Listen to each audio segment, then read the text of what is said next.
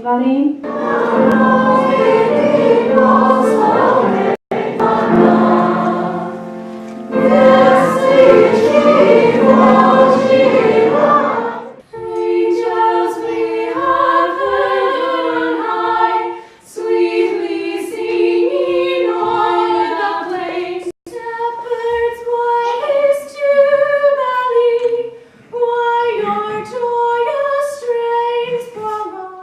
Evangelium podle Lukáše, 2. kapitola.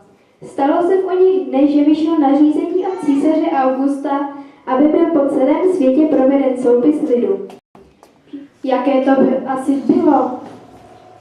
Přála bych si tam být také. Kde to jsem? Sýna Patřinách nedaleko z Betlema. Mé jméno je Judith a kdo jsi ty? Já jsem Gabi. Gabi, tak pojď, seznámím tě s ostatními.